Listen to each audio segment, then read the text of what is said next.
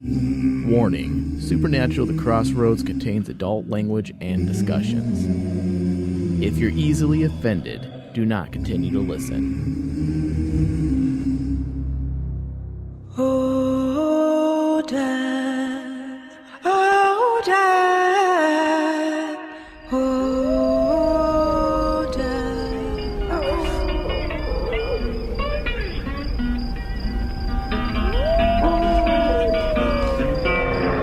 I went to the crossroads.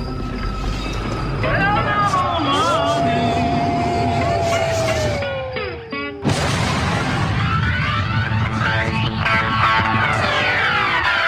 Welcome, everyone, to another episode of Supernatural The Crossroads on Rain Man Digital, Crossroads 003. As always, I'm your host, Thomas Cowley. Joined with me is Ryan Denton. What up? And Michael Flores.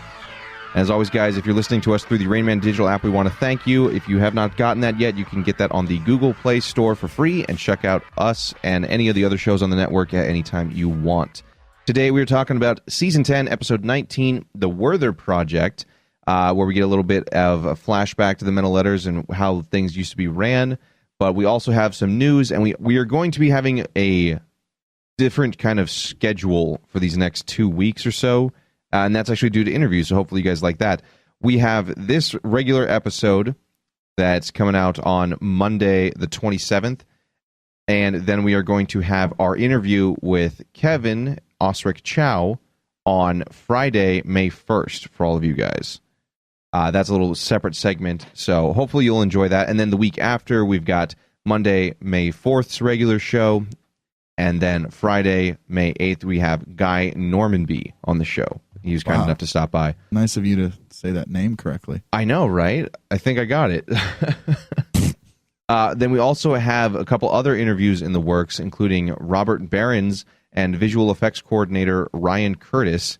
They're currently in talks to make sure all their ducks are in a row and nobody gets in trouble with their boss. Yeah, that's probably in order to talk to us. They both have said yes, pretty much. They just said, hold on, we need to get approval from the appropriate powers that be, which is Warner Brothers. So the Emperor. Probably, and which is good because it'll be easier for them to do it. They'll probably get a better response than me. Like with Hannah, they basically said, no, fuck off. Right. That's probably. I forgot about that. I honestly did. That really bummed me out. That we didn't get to do that interview. You know what? I think it was because she was getting ready to be taken out of the show, maybe. And I'm wondering because literally it was the week before her last episode, and I'm wondering if they wanted to kind of make sure nothing got out that she was going to be taken out of the show. Because everybody that I've talked, the interviews that are easiest to get are the ones with the people who are currently not involved in the show at a day-to-day basis.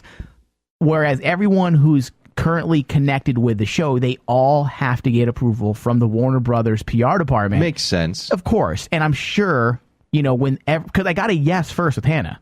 I forget her name. Well, she said that, right? They said yes, and then about a week later, 3 days later, I got Warner Brothers PR rep jumped in and said, hey, what's this going on? They attached me to this, and I'm going to go ahead and have to say we're going to have to pass on this right now. And that's all I got. I'm like, okay, sweet. You tapped out. So we do have a couple interviews coming up for you guys, a couple more in the works, and we also are back in talks with... you're going to have to say this guy's last name, Mike. Christopher Haradal? Yeah, I believe that's how you say his name. Haradal, a.k.a. Alistair from Season 4. Yeah. And that'll be coming up sometime soon, we hope, as well. Yeah, I've been planning that one for about 5-6 months, I believe. Something like that, it kind of fizzled because he got really busy, and then something happened where we got back in communication, and now it's back in the works. Sweet. So that's a good one. So a lot of interviews coming up for you guys. Hopefully we don't fail. Fuck those up. Yeah, entirely. People were wondering when's the next time we were going to have interviews because it's been since December was Ruth was our last one. Right. And we do that on purpose because let's be honest, we're kind of selfish with our talking time. We want to talk, and about the episodes. And don't get me wrong, I love the interviews and I keep trying, but I rather have them during the summer as much as possible, anyways. I just like to run my mouth. When we have no new episodes to talk about in the first place. Yeah, right. We talk too much. According to other people, we don't talk enough. That's true. We don't have a problem. Yeah. Well, and then according to other people, we have too many breaks and fucking Too many commercials. You cannot make everyone happy. I think we've learned that one. Yeah. So just remember that, motherfuckers. And there goes someone's happiness right there. So in news, E.T. Online did an interview with Misha Collins talking to him about his character Castiel and some of the differences between what was expected to happen and what has actually happened. And according to him, Castiel was only originally supposed to have was a 3-episode arc for the entire series back in 2008. And now here he is with 6 or 7 seasons now? 6 seasons later. 6 seasons later, 6 still on the seasons show. later, would you turn country there real quick? Yep. Yeah. Yeah. Castiel riding me like a horse. Man, Castiel, he's a good-looking angel. He's got some purty lips. That's how you know it's late. Yeah. For us. Oh, yeah. Dude. We immediately get into that. Dude, I'm going to be loopy and stupid this show. So if you guys like that and you're listening at home, congratulations. Well, we're all a bit tired. We just got done with doing the Osric interview, so we're a bit. Well, I mean, wait. Oh, yeah, I guess we can say that. Yeah, it's coming out Friday. Yeah, it's not one of those shows where we're like, we didn't interview him yet, and we really did. Keep the time machine illusion going. Yeah. Yeah. I think we're a little below that. Not above. We're below that. So Misha Collins says, it was a gradual evolution for me. It wasn't just I went from guest star to series regular immediately. It was like 3 episodes. All right, we'll give you 6, then 10, then 12. He says with this slow but steady progression, he was able to become the perfect analogy for his time spent courting the dark drama. He says that Supernatural and him essentially dated before they got married. Well, that's they tried it out. They didn't rush into anything. Sometimes you've got to take them on a few dates before you do anal. That's just how it works, dude. He's too early. Ryan, I think, knew he probably should have said that because his face, he was looking at me really intently like, dude, I'm going for it. I'm going for it. Is that okay? I'm going for it. Prepare. Hey, I was going for anal on Relax, Mike, I'm going to say it. I had to make sure that he, You were going for anal we had to make sure that we made eye contact before he went in. Oh, my God, dude. What? Is this getting weird? I think that makes you Leia to Mike's hand. Is that correct? Yeah. No. And Mike is, he gives reach around, so we're good. So I want to say thank you to that. I cannot remember her name. I want to say Sherry, the creator of that photoshopped photo on the Facebook page. That's going around. That was the greatest thing I've seen in a long time. No, but this is interesting to me that Castiel was essentially 3 episodes originally. Yeah, the 3 episode seems character. like they do that a lot. They're like, well, we'll try him out for a couple episodes and see what happens. 3. Well, can you imagine? Let's say they did. It's smart writing because as we learned you'll learn this on Friday with Osric because he said the exact same thing. He's only planned for 3 episodes, and I believe Chad Lindbergh said the exact same thing. He was planned first for like 1 or 2 episodes. And when you think about it, imagine if the writers, have all the chemistry with these actors. Okay, they already have Dean and Sam written in, and that's the story. And then they try to go ahead and add, well, let's go ahead and write this one character who's going to be on for the next 2 or 3 seasons. And what if it just doesn't work? The chemistry, the actor sucks. No one liked the character. You would have to find room to kind of kill the character. Well, see, and that's where TV differs because, if you have a book or a movie, you write the whole thing and the character is in it to the end. TV is the only medium in which, this isn't working. Let's change the entire story to better fit current issues we have to deal with, whether it's somebody got fired or somebody's not working or they can't continue to do the show for whatever reason. And for the fact that it's such a fluid form of entertainment because it's always changing, it's amazing that Castiel's character has been around for 6 years from its original 3-episode run. Goes from 3 to 6 years. Yeah. 3 episodes is 6 years. That's just... Well, when you have a phenomenal talent, which Misha Collins is a great talent, and you see what they can do, it's so hard to want to get rid of them in 3 episodes. Well, you imagine having this gem of an actor in front of you, you're like, oh, I got to get rid of you in 3 episodes. And obviously it does happen. It does happen, obviously, because you have to. You have to let characters go. But if you can write them in smart, people love them, you can keep them going, then why not? But that's the thing. Like even lately, we've been mentioning, eventually they're going to have to do something with his character because he's, the Superman syndrome. Yeah, and I think they're starting to realize that now. And it's like a double-edged sword. You kill a great talent off in 3 episodes, and people are upset. When you keep him on for a long time, he becomes a regular, and if you kill him off, then people are upset. It's like, well, shit. What the fuck? You never. Well, same thing. You're never going to make anyone happy with that decision. It's just like our show. We're never going to make any, not everybody happy. You just hope that neither is Chris Evans or Jeremy Renner, apparently. Yeah, Right. I mean, good Lord. You just hope we're just that, a bunch of sluts, dude. Yeah. You just hope that you have a character that's good enough that people like them enough to where when you do make that decision, that people aren't saying, thank God I hated that character, but they're sad because they miss them. Right. And of course you don't want certain characters to outshine others. Right. Yeah. Or, what's it called? Wear out their welcome. And I don't think that's Overstay the something that welcome, Misha Collins has done. I mean, no, not at all. I mean, he mentions in that article about, they felt like they had enough of him in season 7 because he was pretty much fired. That was his words. I mean, when you're taken from a series regular to a series guest star, basically, I mean, that is a demotion. So there was somebody in the interworkings, whether it be Sarah Gamble or some other, he got Gambleized. Something. Obviously, there was a reason why they dropped him. I mean, maybe Sarah didn't like Castiel. Maybe she felt like he was hindering the story in some way. Who knows? That's something I really do want to know. I would love to know the behind-the-scenes decision-making process, what that stemmed from. Was that a fan thing? Was that a personal... I'm not saying gamble, but was that one person's decision? Was that the writer's thought? You know what we need to do? We need to get Sarah Gamble on the show and have her say her piece. Bro. Do you think she'd talk to us? Listen, she's got to have a personality. She makes a lot. We make a lot of jokes, but what do we always say? She's a good writer. She was great. She was a great writer. So, I mean, if we can, I would be open and honest. I'll be very candid with her. You're going to tell her that there's episodes of hers that you... I'll just say we joke. We joke a lot. We call certain things Gambleized because it's funny. I'll be honest with her, but I'll go after her for an interview. If you guys, I think it'd be great. You know how much inside information we can get. Like, I wouldn't want to create drama, but I want to find out what happened, why she left the show, what happened with Misha, why did she feel the need? And I don't think it was a bad thing she did that. There's obviously she's a smart writer. There was a reason why she did it, and I would like to. If you think that we could do it, then do it. I just I don't trust myself. Maybe I'll sit that interview out. Maybe we for all we know. For all we know, she may have nothing have anything to do with Supernatural anymore. I mean, maybe she moved on too. So who knows? It would never hurts to ask, right? Right. So maybe we try and make that another interview. Maybe we turn my mic off and I'll just kind of sit here and stare at the wall. I'll put it on the Gambleized setting. Yeah. So you're going to turn me off for a whole season? There goes the chance. I'm going to get turned off for a whole season. Until at the very end you come back, right? Yeah, at very end. Check out. Put your microphone on autopilot, like her pin. Oh. Okay. I'm just joking. No, you're not. I love Sarah Gamble. Do you? Yeah. Oh, yeah. So stupid. All right. With that, guys, we're going to take a quick break, and then we're going to get into the breakdown of the Werther Project in just a minute.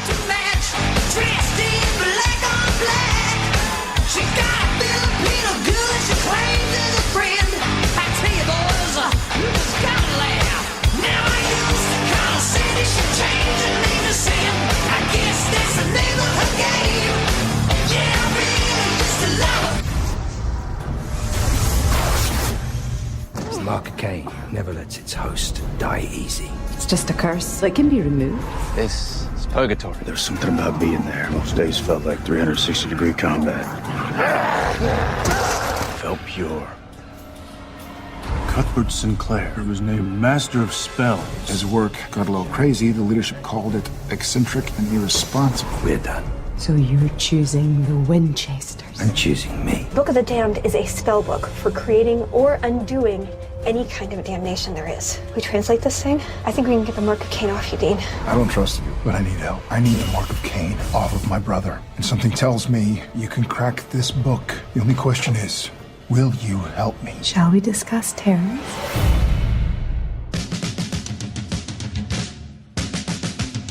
Do you want to do this live read, or do you gonna... Yeah, let's do this live read, biatch. Hold on.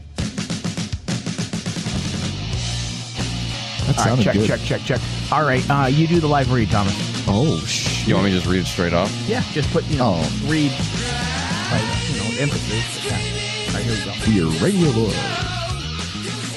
iHome. In just the first year, iHome became the #1 brand in the iPod electronics market, and its iPod clock radio became and continues to be the #1 selling iPod speaker system in North America.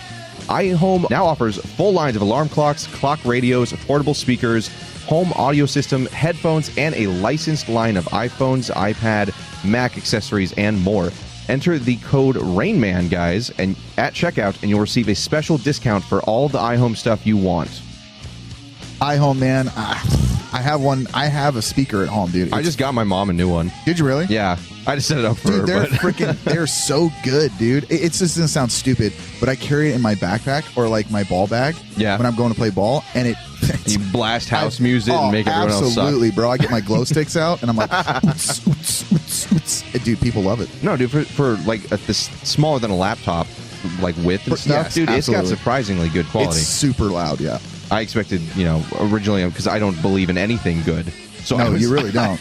I was surprised, pleasantly surprised with it. Make sure you guys, enter in Rainman, RAINMAN, and you get that receive that special discount from us. Because why pay full price for anything? Why pay full price for late pizza?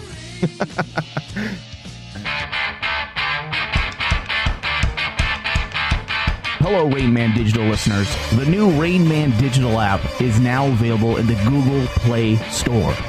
You can now take the entire Rain Man Digital Network on the go, anywhere you want to go, on your Android-based device. Whether you want to listen to Supernatural, The Crossroads, The Rain Man Show, Critique Revolve, Weird West Radio, or Star Wars From the Back to Tank, it doesn't matter. You can take all those shows now on any Android device. So go to the Google Play Store and search Rain Man Digital and download the free app today. The app will also be available very soon for iPhones. So keep checking in. Previously on Supernatural, The Crossroads. Yeah. Because up to this point, like, as everybody knows, I wasn't very interested in Charlie, but I think she's becoming more of an interesting facet of I guess, our companions in their arrsonal, for backup. Well, she's becoming a viable source.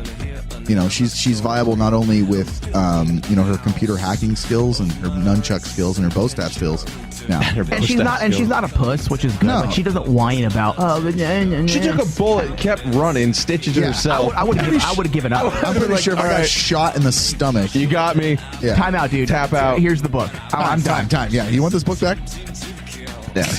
Exactly. Go back to Oz. I'm gonna go back to Oz. There's no place like home. Because that's how it always works, right?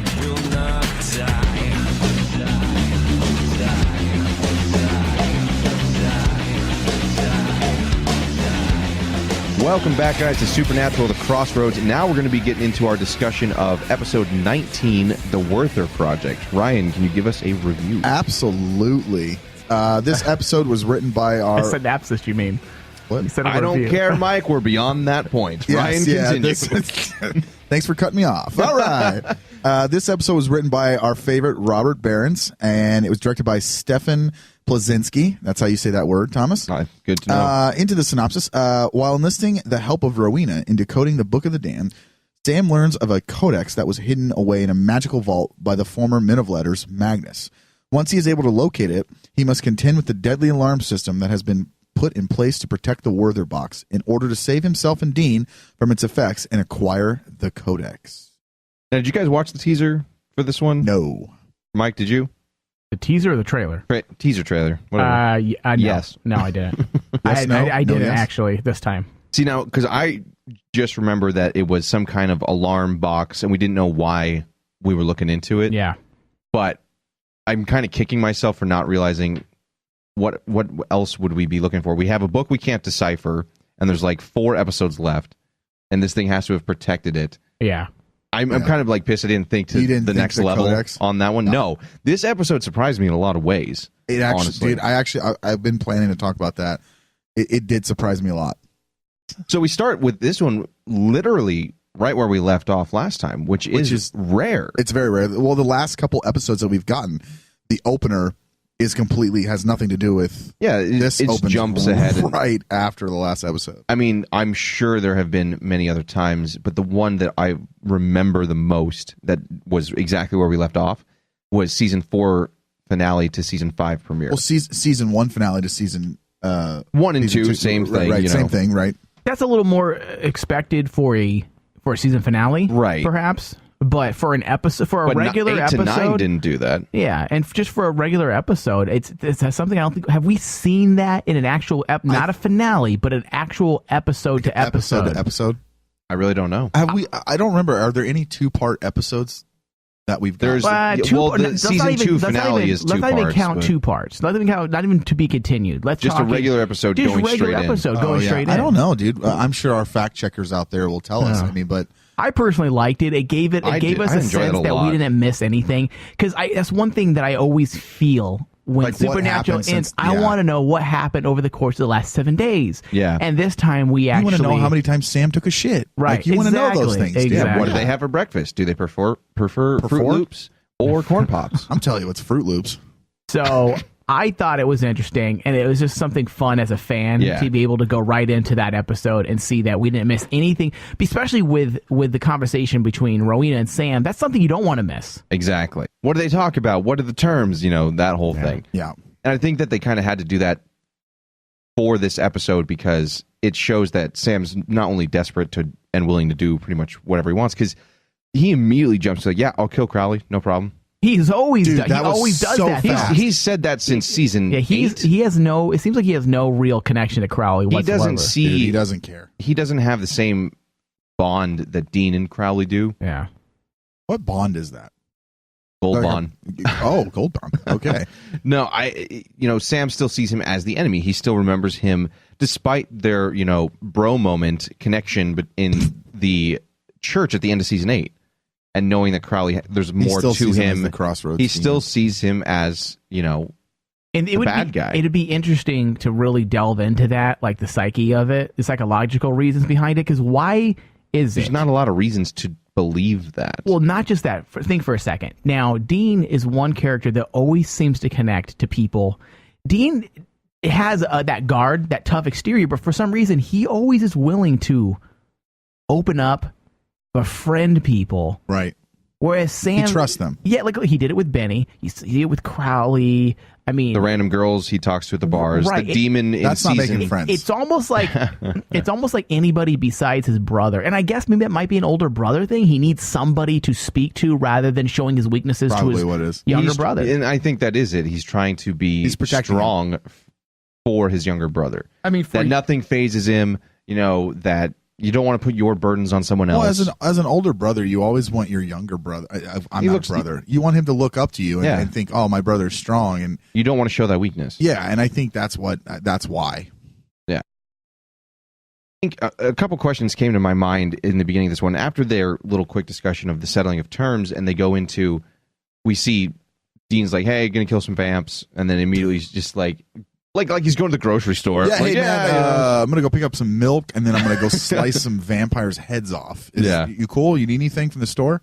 Cool. I liked how nonchalant he was when he's washing the blade, washing his hands, finds a beer, corpses all around. Dude, yeah. He opens... Okay, this is what it killed me, and I don't know if you guys caught this. He opens the fridge, and there's fucking blood on the inside of the fridge. I'm like, what the fuck was he doing? And he pulls out the beer and... Just another day at the office. Just another day at the office, bro. Put in some work. And I liked that whole interaction between him and Sam when Sam shows up there.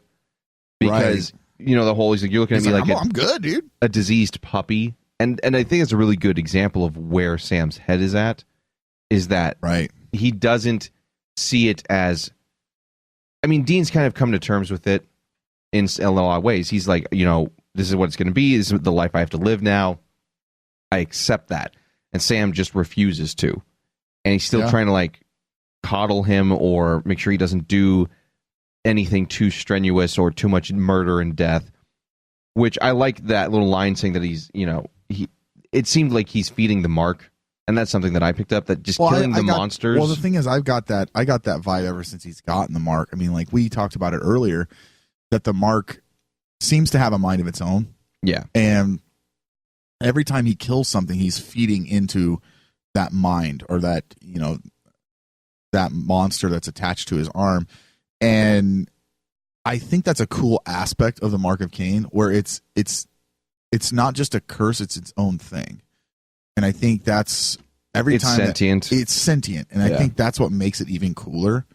at least for me. I personally, I was thinking about this during the episode when they're like, "Oh, we're gonna get the book and we're gonna fucking mark off." I'm like, I really don't want them to take the mark off Dean. Like, I like badass Dean, dude. Like, I mean, not that I'm saying he's not a badass without the mark. I'm just saying, like, there's nothing can fucking the new stop. level. Dude, he's like he can't like, die. Dude, he's like Goku, and he just hit fucking Super Saiyan 3, and you can't fucking stop him, dude. He's got the cheats on. Yeah, he's got IDD cutie, bro. He's got God mode on. Like, it's so fucking cool to watch him walk into what's a situation, a couple seasons ago. If he walked into a den of vampires by himself, he'd get his fucking ass kicked. Yeah. Now it's just like, another day at the office, bro. Yeah.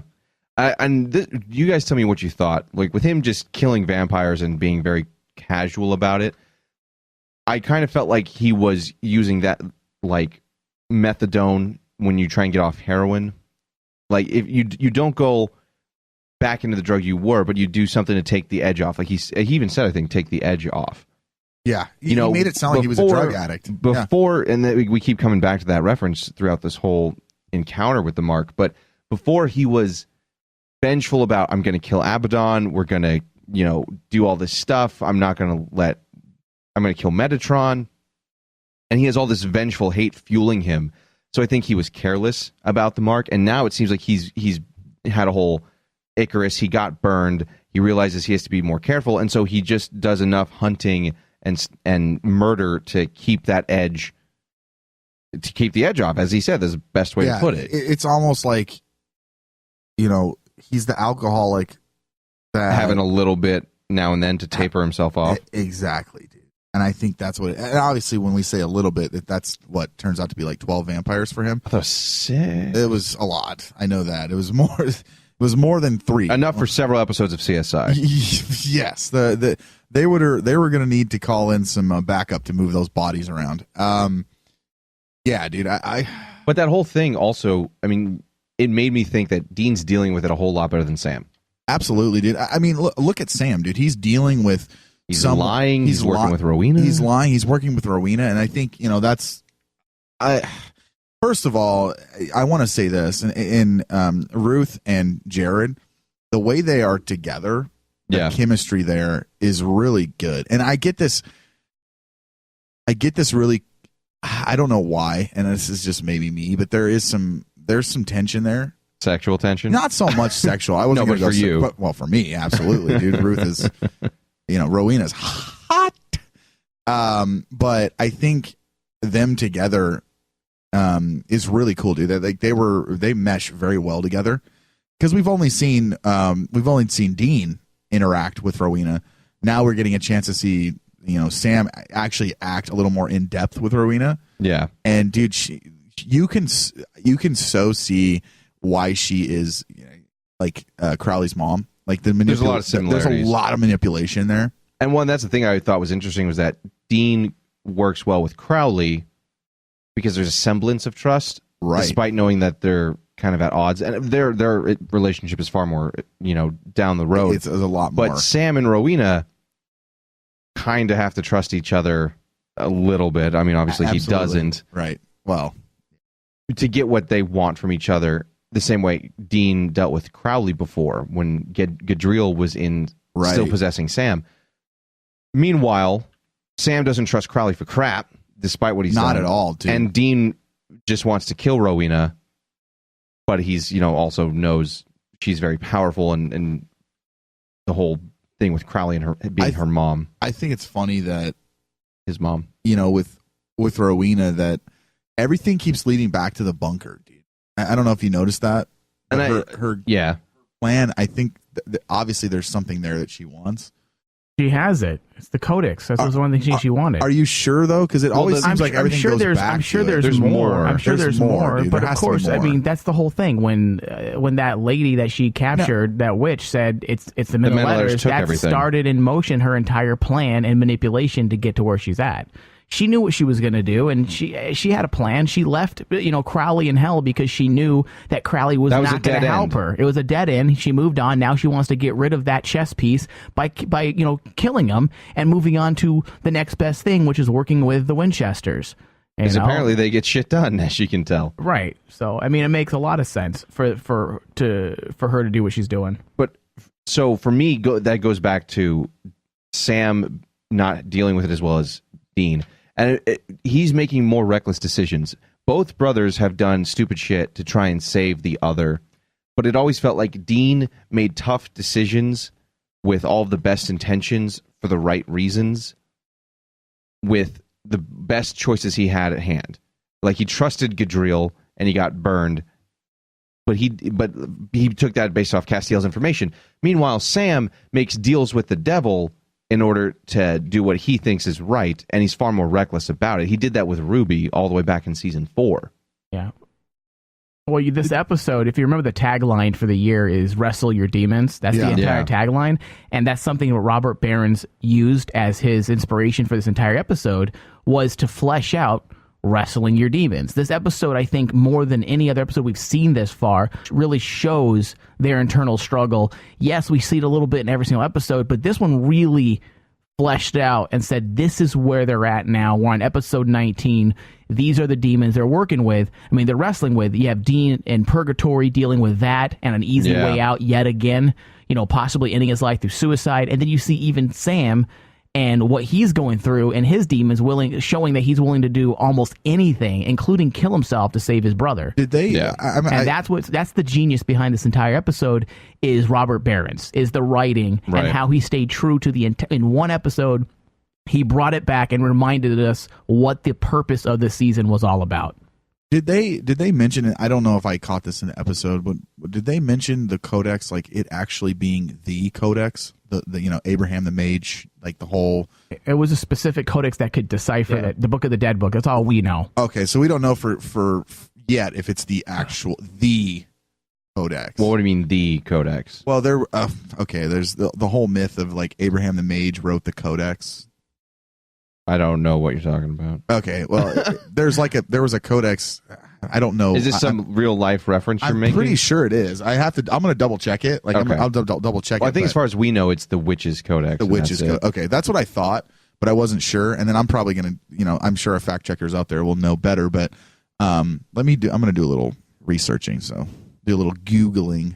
Yeah, but again, Sam working with Rowena, and like you said, Mike, dealing with your demons. I felt like I couldn't help but think throughout this episode, is Sam making a mistake where, for the same reason that Dean made a tough choice? Dean made a tough choice and hurt his brother kind of in order to save his life because he couldn't go on. Is Sam trying the same thing, but he's making a mistake doing it? And is he forcing this because Dean seems pretty content with where he's at, or is kind of got grips on things? He's going to kill just so much. He's not going to take his own life, kind of thing. But I think we're seeing reckless Sam. Is this because like she said? I don't think Dean's the reckless one this year. I think Sam's. And the reason I think he's doing that is part of me believes it's due to the guilt he feels from saying he wouldn't do the same thing for Dean way back in season 9. Yeah, I agree. I feel like that's why they brought it up. Trying to make amends. That's why they brought it up last week. So that would make sense too. Yeah, he's trying to make amends for, in his mind, wronging his brother, and in his mind, he's like the younger brother being reckless. He'll do anything to win back that approval. But this is classic Winchester too. It is reckless, but it also goes into the article that we read last week on the show about how Castiel said there's things that they're going to do that's going to quite disgusting at times, and he kind of laughed. I can't believe we're doing this. Well, look what they did already. I mean, first off, Sam at the beginning of the year, helped someone basically sell their soul so he can get a hold of a Crossroads demon. Yep. Okay, that's something he would never have done.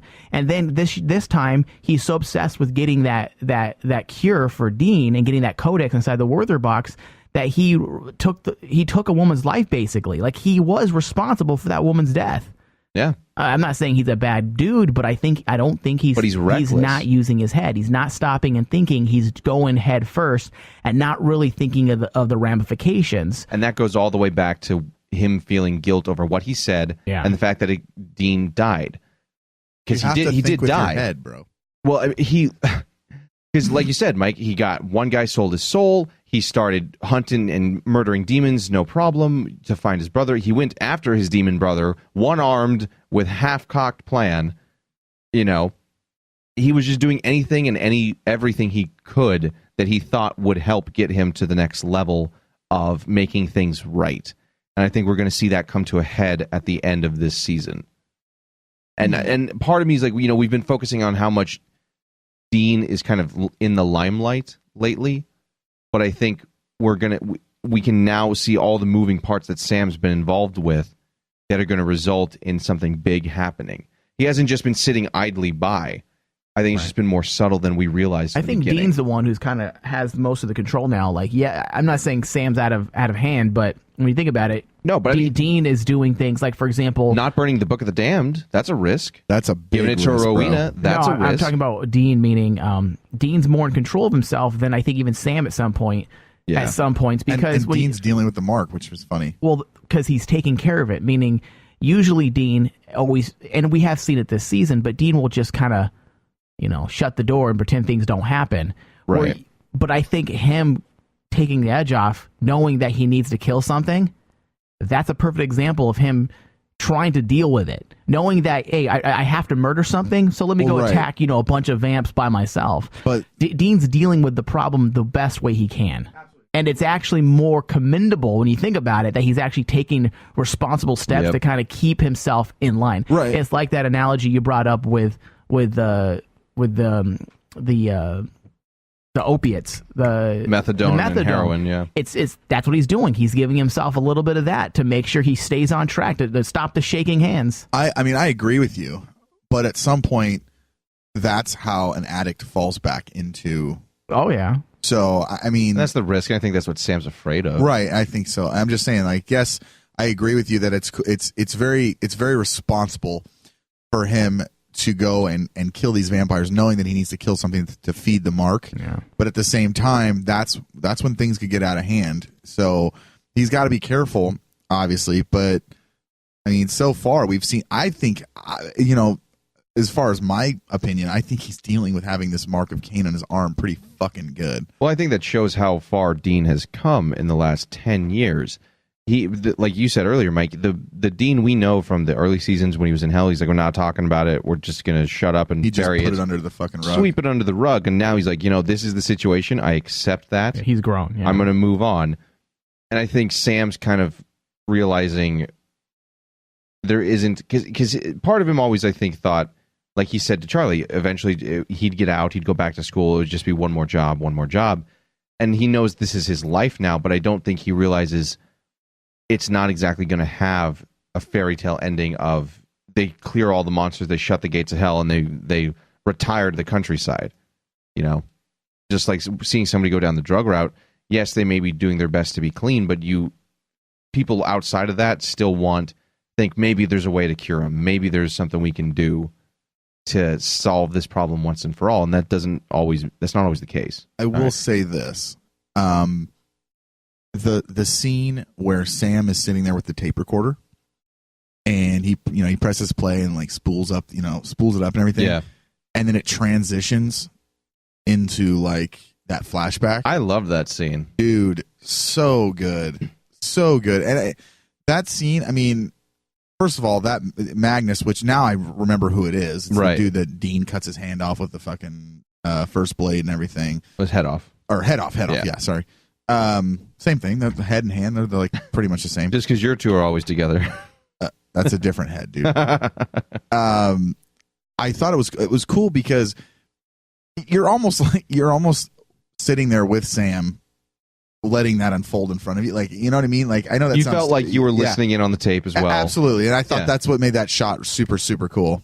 Well, there's two transitions that I thought really stood out. That one, and then the one where Dean is suddenly in purgatory. Yeah. And people don't realize that certain transitions, I had a couple tweets asking me about those transitions. That's why I put it in the show notes. But the thing about the transitions is that there's a couple ways you can do that. Like, for example, okay, when you think there is no cut, now they could either, there's only really one way that I could think that they can do that from a filmmaker's perspective, the tape one. Okay. Now that is a well-measured shot. Because I rewound that thing over and over and over, and it looks like it could have been like even just a very precise fade from one scene to the next. But if you were to do that, sometimes you get the composition is overlapped when you just fade. Yeah. When you fade in, so you can tell it's not lined up. That tape shot was perfectly lined up when they faded back to Sam. So in my first thought process of breaking this shot down, the way they did it was they did, and I could be wrong, but this is how I would do it, would be you do 2 shots identical. Static shot's one thing. Static shot is easy to do, multiple shots the same. A moving shot like that on a rig is extremely hard to do at the same exact movement unless you have everything locked down. You have your rig, you have your motion rig moving the camera back or whatever they're using, either a crane, a dolly, whatever. But then they have to have the measurement height has to be identical, meaning they're probably measuring the lens from the tape recorder or the tape player, and they're also measuring the height of the camera and then the subject, and then they just put those shots together and then fade in. Why couldn't you just leave the camera sitting there and just off and on? Is it? What do you mean? So like, okay, you do the take with Sam sitting there, right? And it's the same set, right? It's just a flashback. You could do that.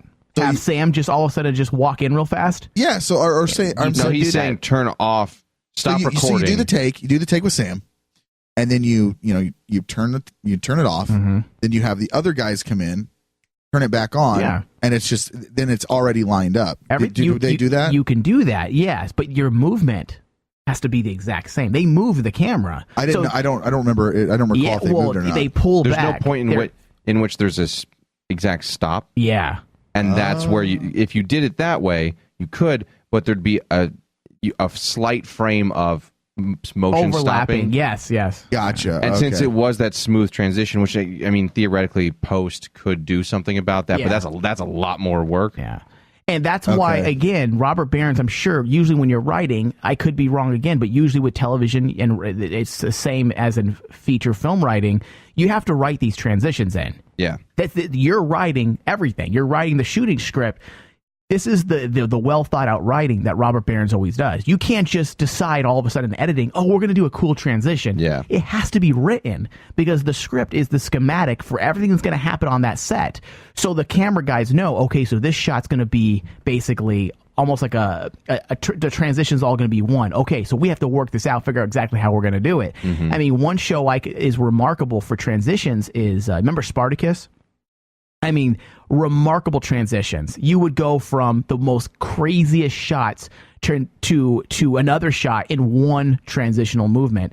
And that's one thing that I've noticed this season. They're doing a little bit more. And Robert Behrens, it just shows his well thought out process. He's not just writing a good story, but he also wants to have the look. He wants to make sure you get that look. Yeah. And I think that's remarkable. That purgatory shot is another one. It was a cool shot. The purgatory shot was cool because it was a slower transition, and it was a transition where you actually, with the overlap, made it cooler. Yeah, because it was like, he's standing in the living room, and then half not in the living room, and then boom, all of a sudden he's in purgatory. I thought that was very cool how they did that, and it didn't look cheap. No, that was not a cheap effect. Great. Dude. It could have been either, I put in the notes that they could have done it 2 different ways, either chroma key or measurements as well, meaning they could have had chroma key's green screen. Yeah. They could have had the shot. Now, obviously, that was a set, but they could have, for that one shot, they could have put a green screen behind them and then used the previous set as a plate, as a background shot. But there's usually specific way that you light a character for green screen, and usually you can tell because they have a very harsh backlight because you need to create the separation. It looks like they have a drop shadow on them. Yeah, you got to create that separation between the subject and the green screen, and I didn't see that on him. So I'm wondering if they went in there and did old-fashioned rotoscoping, dude. Like, tracing him. Like we talked about that show, they had some bitch go in there. Yeah, I'm wondering because, maybe. I mean, I didn't see the classic lighting that would make the green screen easier. So these are the kind of questions I want to ask, these visual effects guys, what they did for each shot. It's just so funny. I hear rotoscoping, I think lightsabers, dude. I don't think of anything else but lightsabers, dude. Yeah, well, because that's just, everybody knows. That's the best version. Yeah, that's the best rotoscoping. Dude, I did a lightsaber years ago when I was learning visual effects, about 7 years ago. How long did that take you? A week. A week for a lightsaber to ignite. So let me ask you this. So how long do you think it took them to do, like, let's just say Darth Maul's fight scene? Oh, Jesus, in 99? Holy fuck. You know what? If you look at I said this before, I think, but if you look at the credits of a movie with lots of visual effects, you'll see about 45, rotoscopers. Yeah. Because, dude, that's about a 12-hour a day job. It's so fucking and tedious. you're doing it for 2 or 3 months at a time. It's frame by frame, right? Oh, yeah, it's miserable. Absolutely. And frames are less than seconds. So imagine that. 24 frames per second. Fuck me. 24 times. Yeah, depending on Usually. depending on how you're shooting it. But yeah, typically. Usually. Crazy. Per I don't know second why they would. times I don't know all the why they would seconds. strike about not getting paid enough. Oh, well, you're agreeing with them. They should be paid a lot. They should get paid a fucking buttload, dude. If it's like they that. do so much work, man. Sometimes you don't even realize some of the visual effects they do. So- I mean, if a fucking a stinger or an extension cord falls into shot, So- I mean, you got to take that out. Well, here's the thing. I mean, I feel like the guy that did the Leviathan in this episode should probably get fired, though. Oh, dude, we're gonna interview him, dude. We're I gotta cut that out. We're gonna get into I'm that. just kidding. Jesus Christ. Dude, okay, hold on. Before you, I did groan when I saw Leviathan, though. dude, Well, yeah, see, well, that's what I'm saying. Hold on. Well, let's come back to that. Hold on, because I'm still wanted to get into the Mad Men bit. We'll get there. Just let me. I need to get this off my chest. I thought after season 7. I was like Castiel when I saw him. Look, Leviathan! I thought we were done with Leviathans. And for them to bring that back, I was like, oh, it's probably like a vampire or something in Purgatory. What if it was Dick Roman, dude? See, no, I liked that. okay, See, that they would've been should have cool. brought Dick Roman back and not Dude. Benny. Even though I Yes. like Benny, I would have been more happier Or with both. Dick Roman. Or both. Yeah, why you not? just have Dick there and Benny cuts his head off. Like dude. Dick and Benny. It sounds Dick like and Benny. sounds like Benny a and Dick. Sounds like a sitcom in the 80s. Dick and Benny. Dick and Benny. Or a porn, Dick and Benny. Oh, that's a good name. That's my new porn name, Dick and Benny. See, I like the Leviathan bit, but we'll come back to that. I did too. I'm sorry. Did we jump ahead? Oh, well, just because I wanted to make one mention about here we go. that with that transition going to the flashback scene. Oh yeah. I know we've all kind of thrown our hat into the Travis Aaron Wade spinoff ring, but that shot and that whole scene, I was like, okay, that would be cool if they did a Men of Letters back in the day, like half Supernatural, half Mad Men kind of setup. Yeah. I thought that looked really cool. I liked that whole thing. How did you guys feel about that? I did too. I loved it. I thought the shot was cool. To me, it was my favorite Men of Letters bit we got. And it was only absolutely. a couple seconds. It wasn't that long, but the whole idea of the Jedi Council, they're all stuffy, they're old fashioned, they're hard on their ways, which might even lead to the reason why they got destroyed in the 70s by Abaddon, or the 50s. Sorry, the 50, same thing 58. as the Jedi. We're too good. Right. No one will stop us. There's- Oh, God, what happened? Jesus Christ, they're in here. Everyone's dead. Because it makes you wonder, even though Cuthbert was extreme, what if he was in charge? Do you think they would have been taken out by Abaddon? No. Probably not.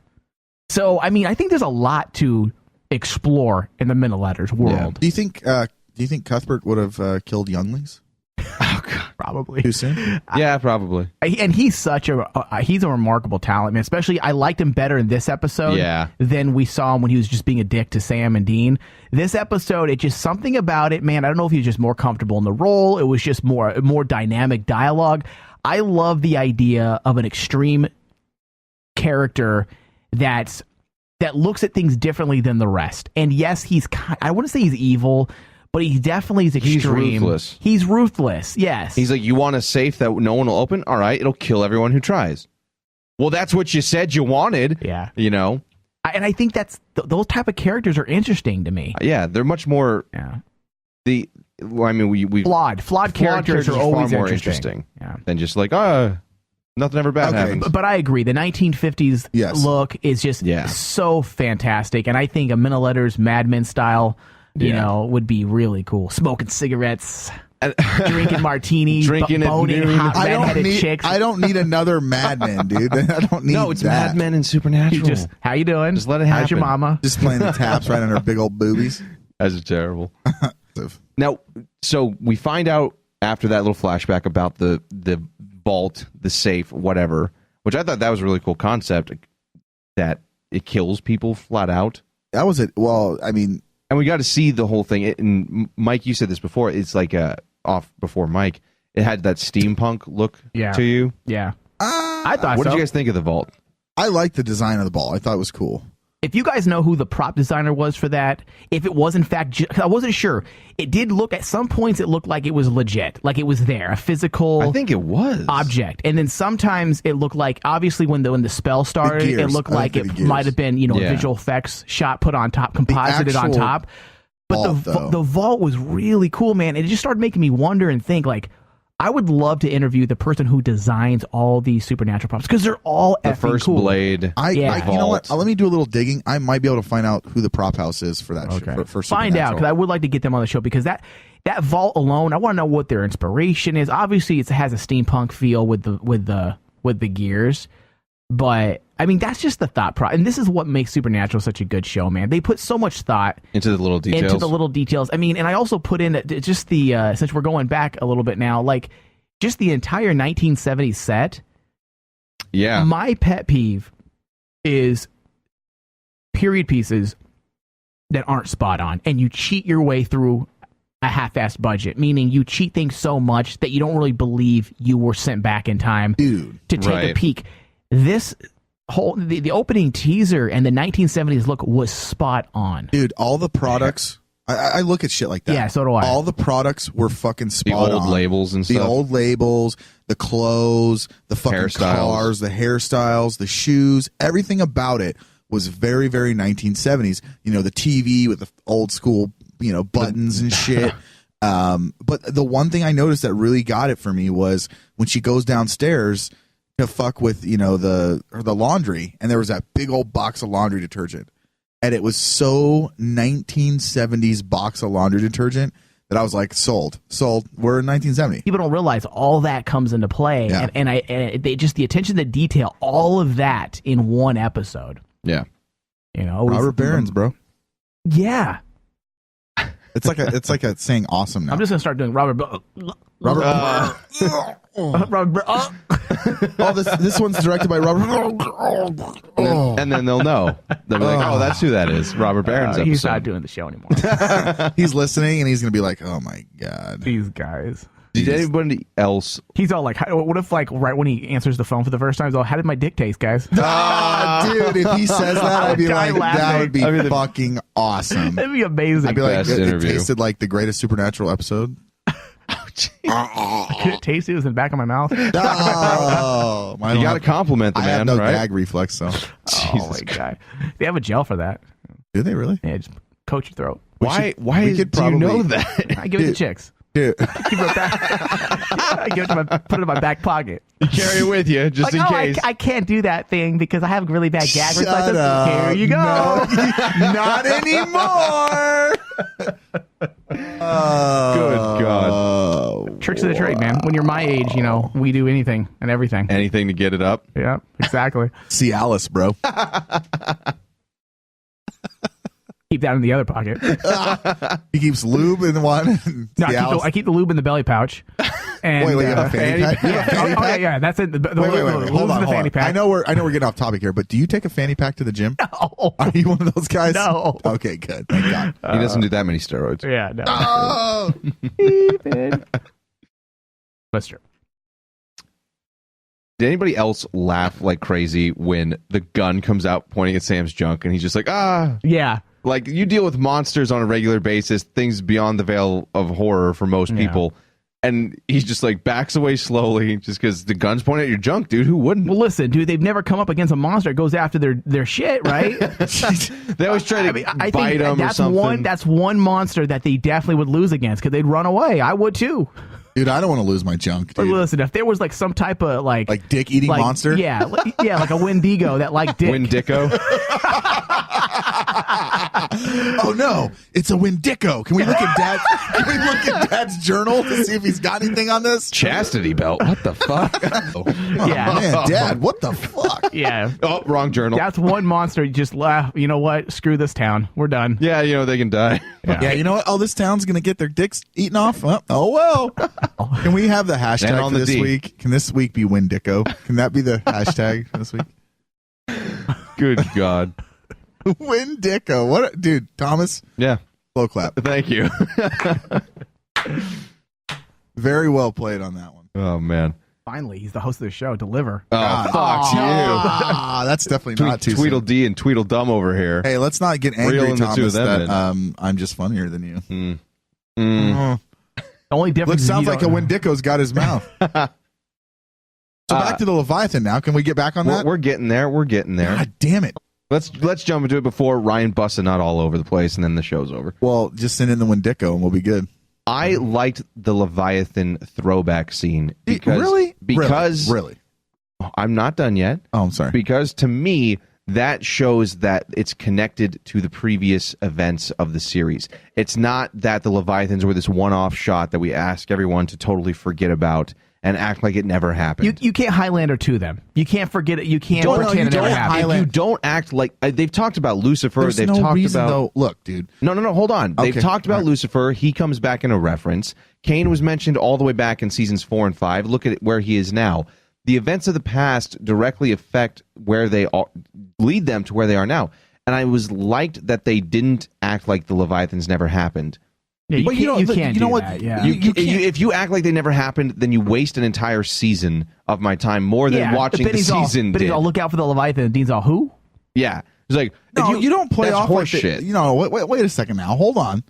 Look, okay, you don't play it off like the Leviathans never existed. But when he shows up in Purgatory, it doesn't have to be a Leviathan. It could be a fucking vampire. It could be. But that's what's the point? It could be a Wendigo. Leviathans was the entire point of why he was in Purgatory, because he killed Dick Roman and sent him back. But I'm saying it doesn't the whole have thing. to be that. But it's the only one that visually immediately ties. Yes, it doesn't have to be it. But Purgatory. What do you think? I think Leviathan. As soon as that's what you think of, because that was. I don't though. I think of all the other monsters that are there besides Leviathan. So you're telling me season 6 and season 7, when it was all about Purgatory and what came out of it and the power that came back with you, that's the whole point was Leviathan. That's why my mind goes every there. time he fought something in Purgatory, it was a vampire or another type of. No, they fought Leviathans too. At the very end. No, Castiel was like, I'm like a beacon to the Leviathan. They're all after me. Yeah, that was towards the end when he left Purgatory. They appeared multiple times throughout those flashback scenes. I need to rewatch it, I guess. And the fact that it ties the universe back together into one. If you like Leviathan so much, you should go suck some Leviathan dick. Oh, Jesus. Wow, it seems like somebody's very upset about an opinion. Not at all.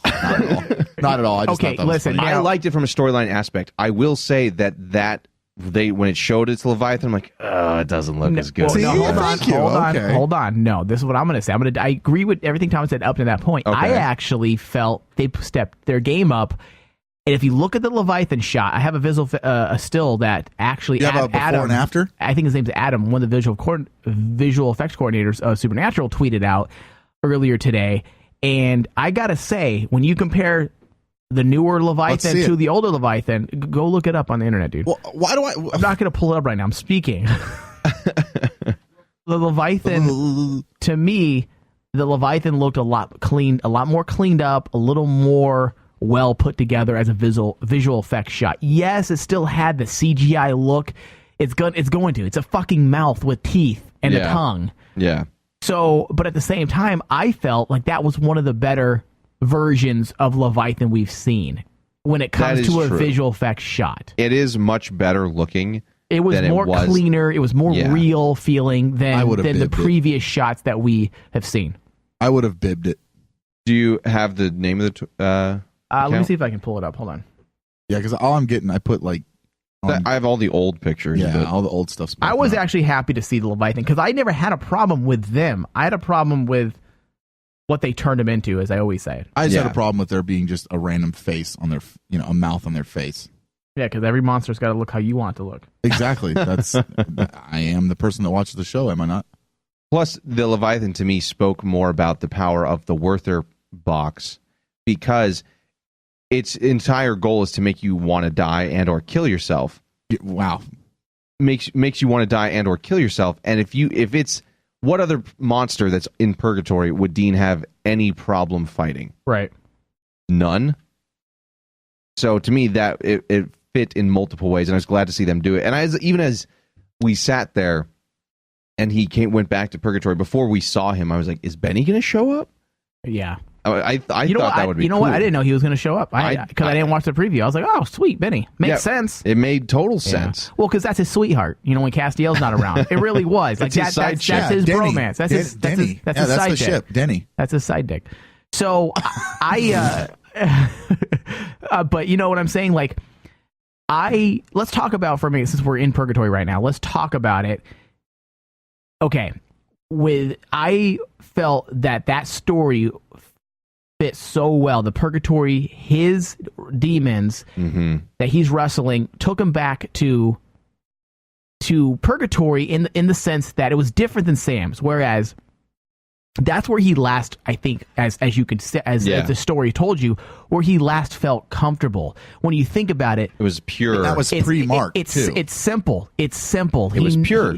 It's simple. Good and bad. There's no right. It's black and white. It's very simple. There's no questions that need to be answered. There's no mystery. Moral dilemma. It's, hey, I'm going to kill the bad guy, and that's it. Whereas on top side now, back on Earth, you have so many. You're wrestling with the Mark of Cain, with your brother, with what Cain told you about. Is Crowley good or bad? Right, and you're dealing with the Rowena issue. You're dealing with Crowley, that you might have to kill him with the Castiel based on what Cain told you, and now even possibly your brother. You're dealing with all these problems, and his vision or his hallucination, and then tempted him with, hey, stay here by taking your life. Yeah. End it. And I loved that entire concept of the Werther Project box. It was an intelligent spell. Exactly. It wasn't just one type of spell. It worked itself into your very soul. Who you were directly affected what you saw. Yeah. I don't remember her name. That's what makes it so diabolical. Yeah, exactly. It uses your own fears against you. I don't remember the woman's name. Do you guys? And it makes it work. Let's say the one who was living there, the older woman. Susie. Yeah. Thank you. But see, even if it, let's say you managed to defeat it like Sam did, okay? He didn't. I know, that's the thing. He felt like he did, and I think even because Sam and Dean are aware of what these spells are, and they're aware that the spell had to work itself in a totally different way to affect Dean, or affect Sam, into the fact that, hey, we're going to trick you into thinking you tricked it, and we're going to even let you solve the mystery of opening the box, but in the end, it's a hallucination aiding you, and you are still going to commit suicide and kill yourself. That's the thing, dude. That box was so clever that Rowena as the apparition completely had me fucking fooled. I don't get fooled like that. Yeah, neither do I. I do not get fooled. Dude. I do not get fooled in television shows. It got me. And I was completely you guys both were the same way. I was Fight Clubbed. I was like, that's kind of cool. Yeah, dude. Cool. Same thing, dude. When she disappeared, I was like, dude, it hit me like light bulb.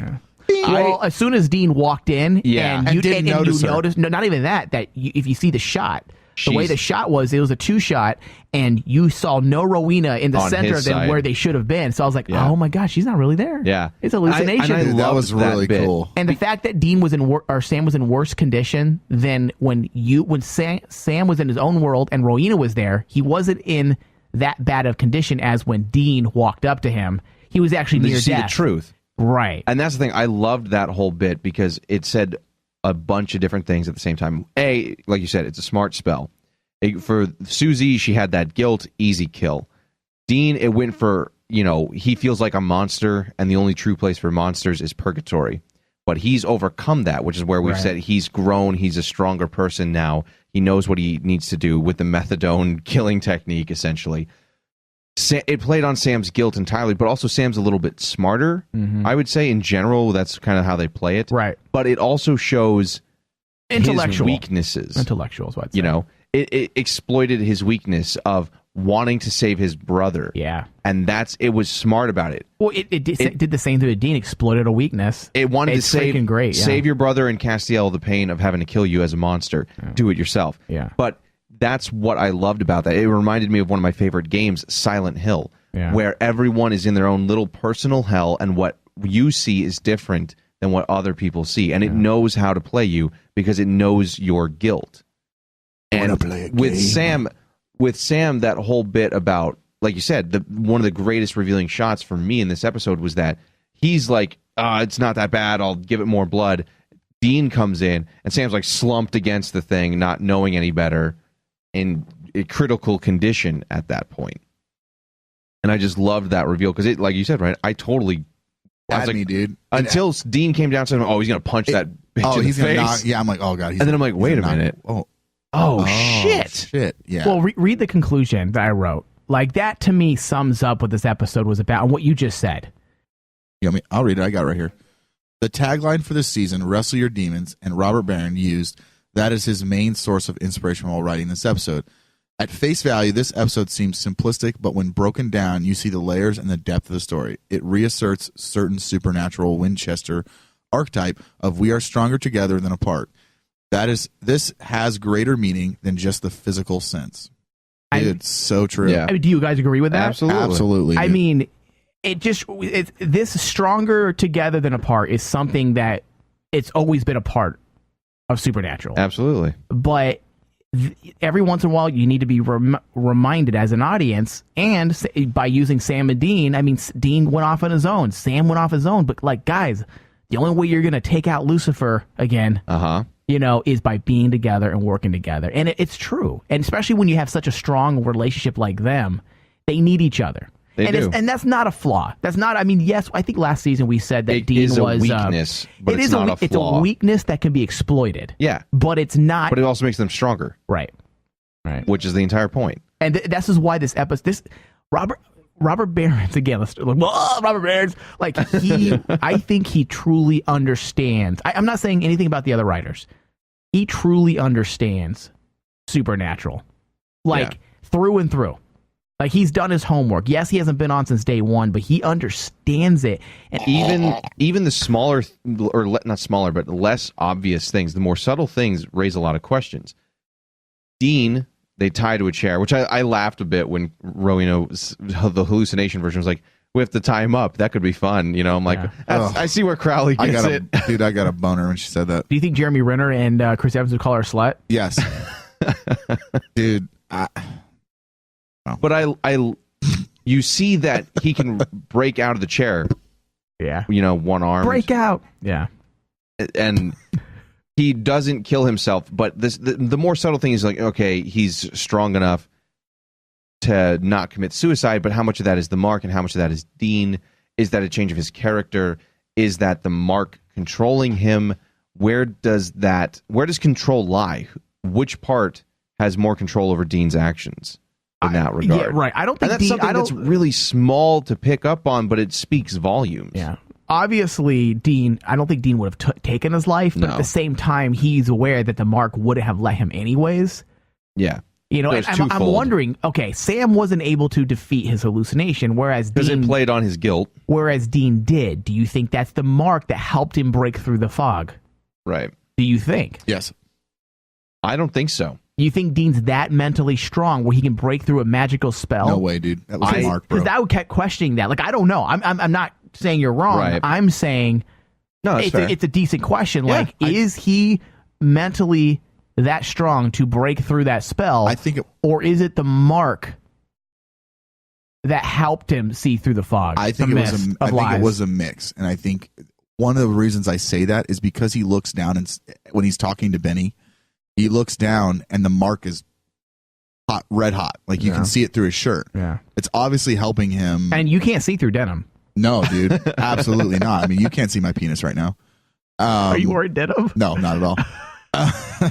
I wore a denim condom. I don't even want to know. I don't even know how to respond to that. Bleached, stonewashed. It burns. Were you fucking a hippie chick? Like they'd use condoms. Oh, wow. We're going to get blasted this episode. Slim fit. Very, very slim fit. I just think I think it was a mix of both because the mark shows itself. Yeah, I think twofold is essentially it's that. I think.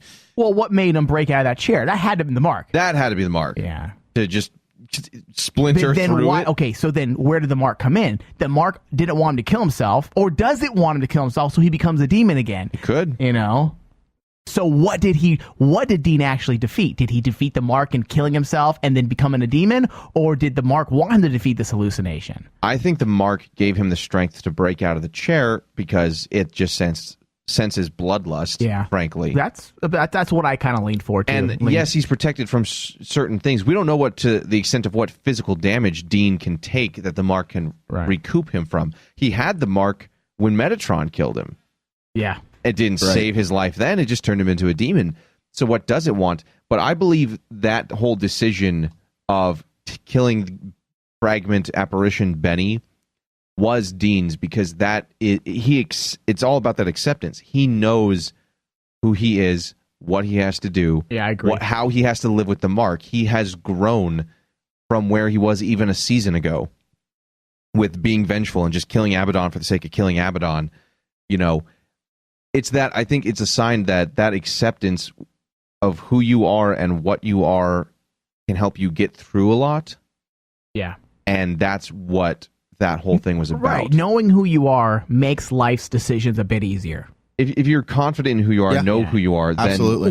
you don't question things anymore. Right. And Sam, meanwhile, fell prey to it because and Dean had that acceptance factor. Like, if I die, I die. That's what happens. I'll do it. I won't put it on them. You know, blah, blah, blah. Sam was frankly frazzled by, I think, guilt and desperation, and it played on those things, which is why he was in the situation he was. Right, I agree. I don't think it's necessarily a pertaining. I don't think it's dealing with, you know, Sam's less smart than Dean or Dean's smart, but I think it has to do with the fact that his weakness, right, which and was bigger. Sam's blinded right now. Yeah, obviously by the decisions he's making. Absolutely, and he's keeping so many. He's juggling so much right now. But I did like at the end, he handcuffs Rowena to the bunker, pseudo bunker thing, and you notice there were sigils on the wall. Yeah, in the last shot. Mm-hmm. So as I was going into this, I'm like, is Sam making a mistake by doing all this? Arguably, yes. But how much is she manipulating him, and how much is he aware of? She's Crowley Jr. She's playing, dude. She knows. Playing. But at the same time, Sam's been played by Ruby harder than anybody has ever played him before. He can play me. And exactly, in many ways. Yeah. So I think he's learned from that, which is why he doesn't trust Crowley. Which is why he didn't trust Benny. You know, which is why he didn't trust Gadriel. I think Sam kind of doesn't trust people, but he's willing to he's willing to risk it. So I was happy to see that he's not a complete idiot and he had some safety precaution. All I know is Iota chained Rowena up too. For different reasons. I'm not gonna lie. She was incredibly sexy this episode. I'm not gonna. I'm not. Yeah, dude. That's what I'm saying. I'm not gonna Her lie. hair at the end, dude. Yeah, that's dude. Okay, hold on. That's what me and dude, Ryan- before you even showed up, Mike and I were talking, and he's like, "Man, okay, this is the douche segment. This is the douche segment. We're gonna apologize right now. I'm sorry, listeners. We're gonna be a little. We're gonna bro out for a minute. So, anyways, I made that tweet. Yeah. Okay, and of course, she's the first one to like it, so I got a boner. And then, so Mike and I think she just threw up hearing that. Yeah, she's did. all way. She's like, I favorited his tweet and he got a boner. Unfollow that day. Christ. So Mike and I are talking, and he's like, "Please don't include me in this." He goes, "Man, when, at the end, when she's all chained up and her hair's flipped over, he's like, man, she was incredibly sexy." Yeah. The chain thing didn't do anything for me. it was the hair, it was bro. the hair. It was the black dress. It was the red dress, hair flipped over here like bed hair. It was, dude, 50 Shades of Rowena, dude. 50 Shades of Rowena. Please. I'd watch that. I would watch that too. Let's do a supernatural spinoff. Hey, fan fiction. I'm going to write it right now. Get a goddamn pen. There we go. Rowena, dude, there's our supernatural fan fiction. Looking sexual in her black dress with a white stain. Looking sexual in her black dress. Okay, you're not a writer. I think we all know that, right? Okay. Looking sexual. Rowena took his purple-headed warrior. Okay, I think we're done there. That'll end the douche segment with a resounding ew from the... Dude, don't act like you are not impressed. I'm not impressed. Terrible. Probably the worst writing. Nobody ever said I was a writer, bro. I just like it. What did he say again? Oh, you're looking sexual. Actually, I think he wrote 50 Shades of Grey, actually. I think I did. Sounds about as childish as that. How come I don't have millions of dollars right now? Yeah, she's the one with the money now. That's true. We're sitting here doing who's really the dumb one? We're sitting here doing a fucked up podcast.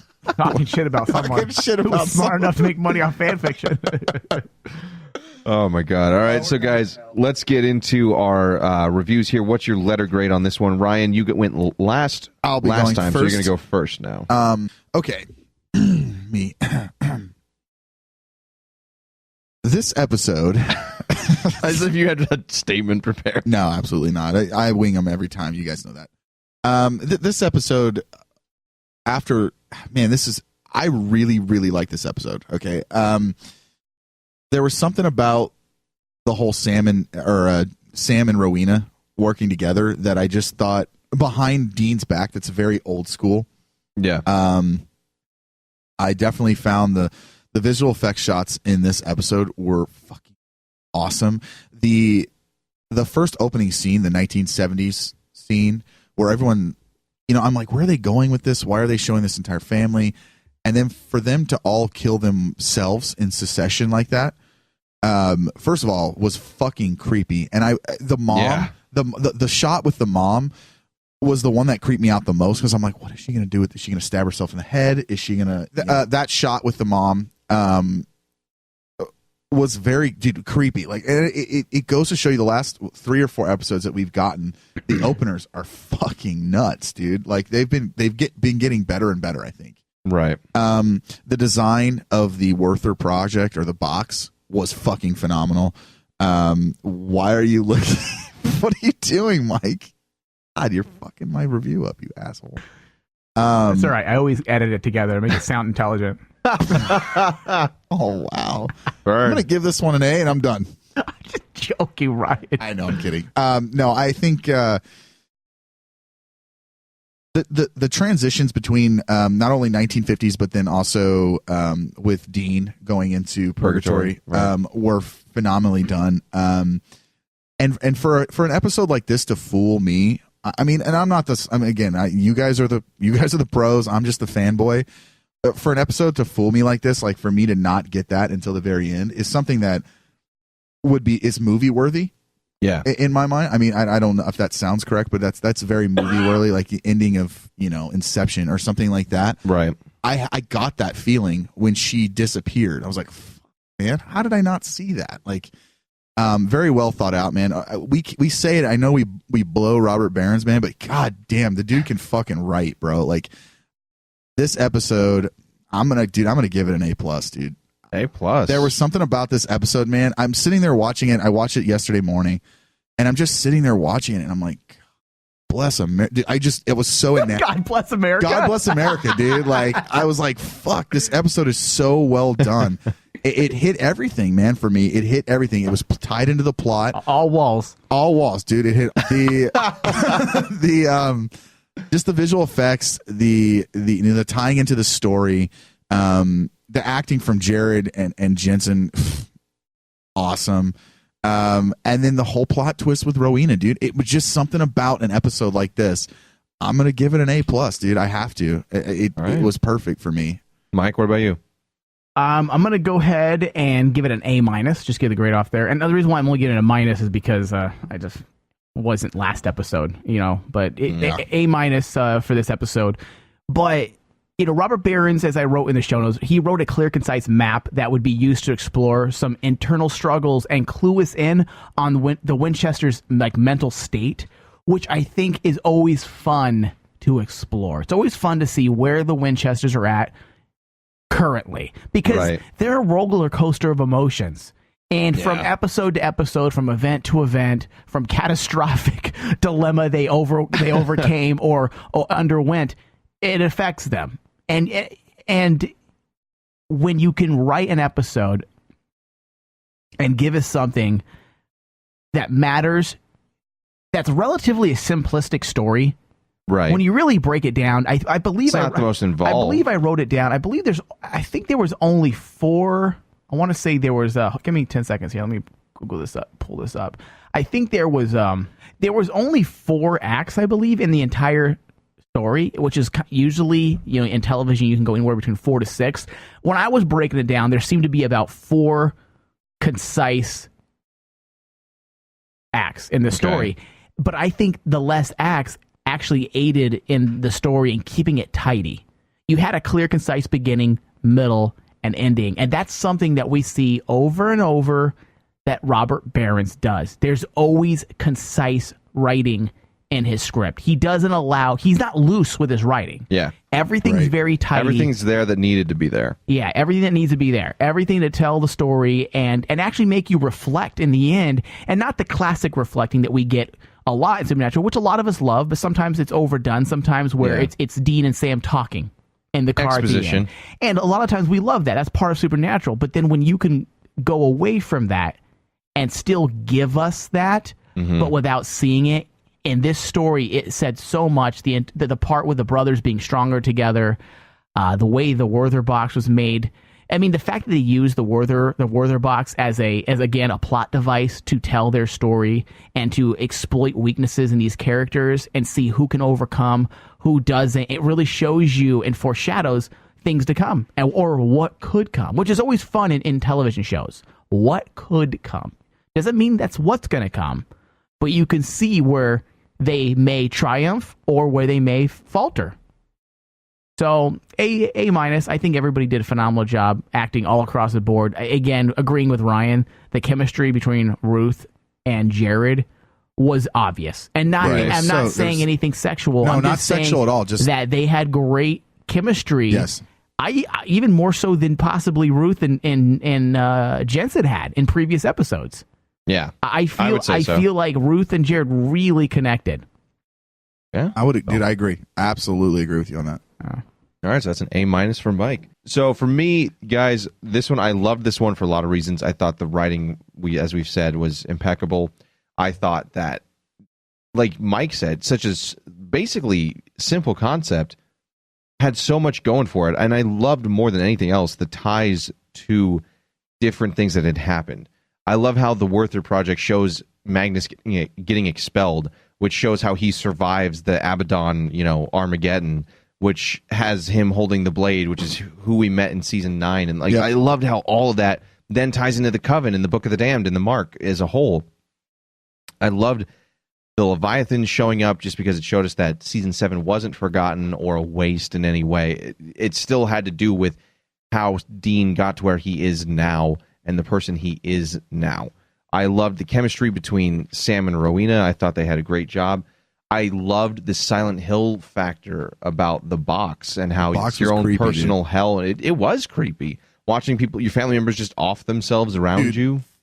Man, that would be... I thought about that, sitting there like watching your dad blow his brains out, watching, your brother hang himself, watching your mom slit her own throat. And when you think about it, I'm going to interrupt you for a second. Sorry, Thomas. But they take that teaser out and the story would still be there. Yeah. But because they could have easily been almost where Dean jumped in the car. Oh, this is the suicide house. The person pretty much told you exactly what happened. Yeah. But they showed it to you. Giving that teaser just made it creepier. It made it that much better. Yeah, absolutely. Yeah. Sorry, Thomas. No problem.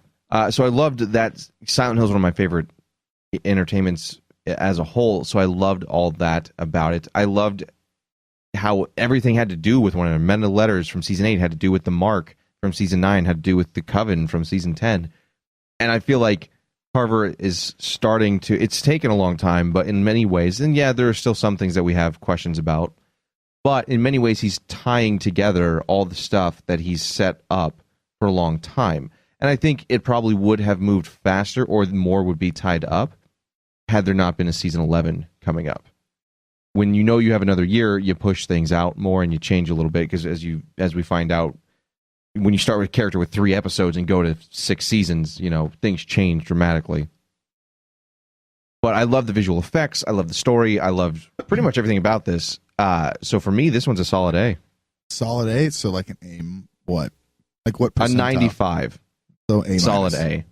That's it. No, A minus is 90 what? 1 through 2? I don't know.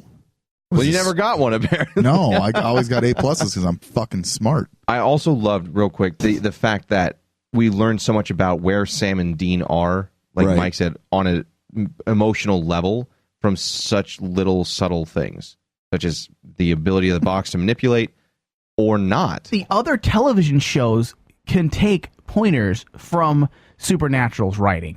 I really wish they would get more credit from the writing department. They need to get nominated for more awards from the They get nominated, I know, for visual effects, and they get the People's Choice Awards for the actors. But I mean, they deserve it for writing as well. From an academic standpoint, their writing it just gets overlooked. Yeah, and there's so many shows. I think if Supernatural was on like HBO or let's go like FX or AMC, and it had the same writing staff, I think they would get a lot more recognition. But because it's on CW, I think they get overlooked a lot. I do too. I think it's not fair. I think that too. It's not fair. I think that too, and also the marketing for CW. I think if they were on FX or like you said, AMC, they would. CW has changed their image a lot though in the last 4 or 5 years. I know, but I'm saying like look at like what The Walking Dead gets on AMC. Yeah, but you know what I mean? Like, Walking Dead, man. I know. You don't like the show, but imagine if the writers, went over to The Walking Dead, they'd fix that show right up. Imagine if they just, follow the comic book, better. which is genius, and it would just be good. It's gotten better. But we're not here to talk about that. Terrible. Yeah. Worst show in the world. Oh my god! Wow. All right. Well, with that, Trollboy 4000. Exactly. Fuck them. We're gonna take. They don't deserve their millions All of right, views. stop. Listeners or audience. Oh, whatever it is. With that, guys, we're going to take a break and then come back and do a little bit of discussion on the upcoming episode, Angel Heart, in just a minute.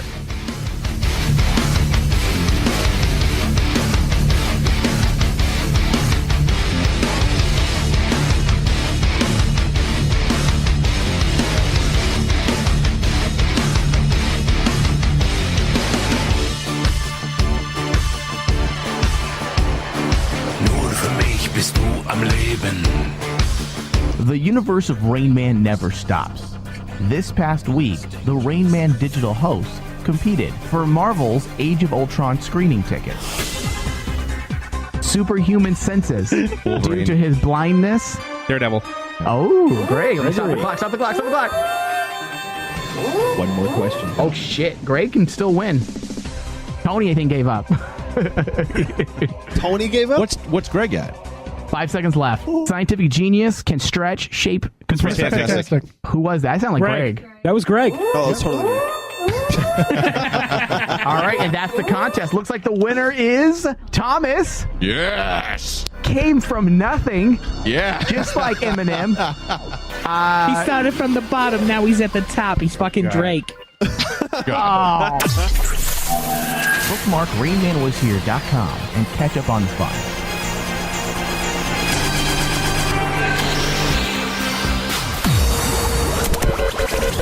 iHome.com. That's iHome Radio. Go to RainManWasHere.com and click on the iHome banner. iHome, a division of SDI Technologies. It's just been 1 year. iHome became the #1 brand in the iPod electronics market, and its iPod Clock Radio became and continues to be the #1 selling iPod speaker system in North America. iHome now offers full lines of alarm clocks, clock radios, portable speakers, home audio systems, headphones, and a licensed line of iPhone, iPad, and Mac accessories. Go to RainManWasHere.com and click on the iHome banner and enter code RAINMAN at checkout. You can also just go directly to iHome.com, and anything you want to buy, you just click in RainMan into the checkout center, and you can get a special discount to Rainman Digital listeners. All right, AdamandEve.com. Let me ask you a question. Are you getting enough? I bet you'd love more, right? Well, AdamandEve.com wants to give you more with 10 free gifts. First, you'll get a sexy surprise for her. Second, a specially selected toy for him. And third, a little something we know you'll both enjoy. Plus, you'll get 6 full-length adult movies on DVD. And number 10, free shipping on your entire order. So what do you have to do to get your 10 free gifts? Well, it's not hard. Go to AdamandEve.com and select any one item. It could be an adventurous new toy, a sexy piece of lingerie, or anything you desire. Just enter offer code RAINMAN at checkout, and you'll get all 10 free gifts. Go check out AdamandEve.com today, select one item, and get 10 free gifts, including free shipping, when you enter offer code RAINMAN. That's RAINMAN at AdamandEve.com. Bookburst. Bookburst, Thomas. What is this exactly? It's an online membership club that offers incredible value for avid readers of physical books. Bookburst membership costs $29.95 a year and allows users to purchase any book on bookburst.com. For $9.95 with free shipping and all orders, Bookburst carries a selection of thousands of brand new, mostly hardcover editions of today's best-selling books. No shit. Yeah. So Bookburst, go to RainManWasHere.com/Bookburst and click on the banner. I kind of like that. $30 a year. That's usually the price of a hardback off the shelf anyway. Exactly. So I think that's a not bad deal. I mean, $29.95 a year, and then you spend no more than $9 for any book that you want for the rest of the year.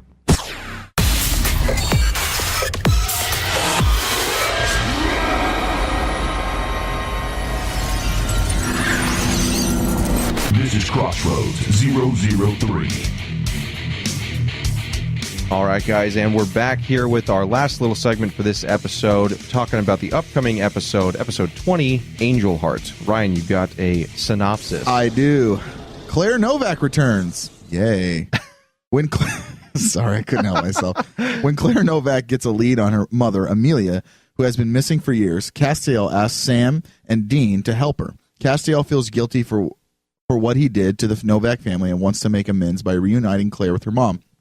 However, when they find out what took Amelia, they realize there is a chance Claire may not be getting her happy ending. Who cares? And this one was directed by Steve Boyum, and this episode was written by Robbie Thomas. Thompson, Thomas, same thing. Yeah, same thing. There's a P in there, but same thing. So we know that Ryan's already not happy. Get a P in there. There's a P in. No happy endings. Good. Dude, I don't want Claire to have a happy ending. Oh, my God. So we know Ryan's not looking forward to this. She's underage, dude. You sick bastard. You sick son of a bitch. No, I was defending her honor. No, I mean Ryan. Oh, okay. I was defending her honor because he said, Although I like you had your research ready. That was awesome. Well played. So we know Ryan's not looking forward to this one. I am interested in how much of this is going to advance Castiel's storyline. I do. Exactly. That's how I look at it. Because I think, guys, there's only 22 episodes of this season. What? Wikipedia only had 22. I have yet to be able to find something else that says how many episodes. Shesh. I'm Sean Connery right now. Sean Connery. I am the last one. That was naughty. Exactly. I have yet to see anything that says how many episodes are in this season. So it could be 24, but 22 to 24 is their usual run. Right. They got to do 23. Well, that's fine with me. But right in the middle. Either way. Did you just find it? No, I was just making that shit up. Either way, we're coming down to the wire here. I want to know what this will do for Castiel, because the last we saw of him, he got his grace back, but Metatron asked him the very important question: what is your mission now? Right. I'm excited because it's Castiel. I do like Castiel. The Claire character, I don't care about. Empathize with. I know that sounds bad, but her and her mother, I just don't really give a shit about. Like, I care about Castiel, absolutely. 23 episodes. 23. Ryan is a prophet. I am a prophet. I am not God. No, but I am a Chuck's prophet. God. We have four Chuck more. is not a God. 4 more episodes. Okay. So we got about a month left. I'm gonna get really sad and start drinking. 4 more episodes. That's it. Yeah. Fuck, I'm gonna start drinking. Well, you hit it right in the head, Thomas. Castiel is the last 4 episodes are probably gonna have to focus more on Sam and Dean and the Mark of Cain and how Castiel can propel their storyline, because it's all about them in the end. Yeah. So we're gonna possibly see a conclusion to his personal storyline, and this makes me this season. This makes me think, with Castiel not really, if he solves this in any way, or if it comes to an end in any way, he's not really going to have anything else to do except hang out with the Winchesters. He could be B Squad and he could be B Squad, but how often does that actually last? He's always tried. There's a couple of times he's tried to be a hunter. Then Executioner Song, he did a good job as B Squad. He did. He did a good job, but he did have as long as they give him something to do in these last 4 episodes. Well, what I'm saying is, I think that if they bring that kind of to a close in some way, and the last couple episodes have to be about Sam and Dean and all the demons that everyone has to deal with this season, and we know that, quote, they go there, essentially, this season, and Rowena wants Crowley dead, Sam's willing to, and if Castiel doesn't have much of a story going anywhere anymore, I feel like either one of them could be up for the chopping block for a massive season 10's finale. Yeah. I don't. When you say chopping block, you mean people dying or just people dying? Crowley or Cass? I don't know if people are going to die. I was thinking about it. And kind of Mr. Bigglesworth gets angry. Well, remember what Castiel said? Castiel said something about or not Castiel. I forgot who it was in the interview we read, where it's going to be a moment, but then afterwards you're going to look at it and you're like, wow, that just happened. I never heard that. I've only heard that bad shit. We read that last week. We read there was a relief? There was a sigh of relief, but then afterwards you're like, there's a horrible consequences, apparently. Right. Remember do you remember, Ryan, what I'm talking about? I remember. Okay. I do not. So not a sigh of relief. They didn't say it was going to be like a good ending, but I don't, it's almost as if like, ooh, we got through that, but wow, look at what happened. I'm wondering, someone tweeted me that the Steins are coming back. Okay. I believe in episode 22, I'm thinking 21.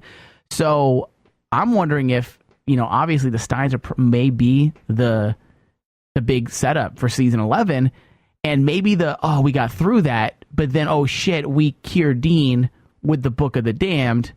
Well, and something now, else, look at something we just far did. worse. We just opened up whatever, Lucifer's cage. Could be. Started another apocalypse, whatever. But I also base my theory off of Kane's now infamous speech. You're going to kill one of them, and then the other, and then this is how the story ends. Do you think that could lead into next season, though? I mean... Good. This could be the start. Yeah. I mean, does he have to have the mark to do that? He doesn't have to have the mark to do that. They could find some creative way. There could be some reason as to why it still happens. Yeah. I think Dean is going to stab Sam in the face. He's going to stab Castiel in the face. And then the ending... and then look at the camera and say, shit just got real. And then season 11 is just Dean wandering around like Kung Fu, fighting demons and stuff. What do you think? That's a terrible idea. It's the worst writing. Fan fiction. We need to start taking segments out of all the things Ryan says and then putting into a bit like fan fiction. Fan fiction by Ryan. Now wait a second. Now narrated by Ryan Denton. How many times have I called something and got it right though? Yeah, but the way you write it is that you're like George Lucas. You have a core concept, horrible execution. Right. I haven't used that much green screen in my. If it was up to you, you'd put Ewoks in like the season finale of Supernatural. Yeah. Well, I mean, Ewoks are monsters. Oh God. Oh, no, man. I mean, it could go a multitude of different ways, but I definitely think Castiel has to have this Claire storyline come to an end. I think it's going to end good for the Novak family. But not going to end good for it says Castiel. she may not. Claire may not get the happy ending she's expecting or hoping for, and that Ryan doesn't want her to get it. I know.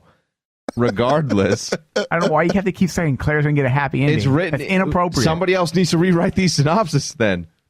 But I want to know, because apparently something took her mother. It's not like she was completely just abandoned her. Yeah. So I want to know what that is and what that has to do with the storyline as a whole. It's some sort of monster. Could be the Steins. Never know. Why would they just take a random I don't know. trick? We don't know how important Amelia is to something. Names are hard. I know. I can't do names. I can do every other word in the book. I can't do names. Who knows? Well, we're gonna find out.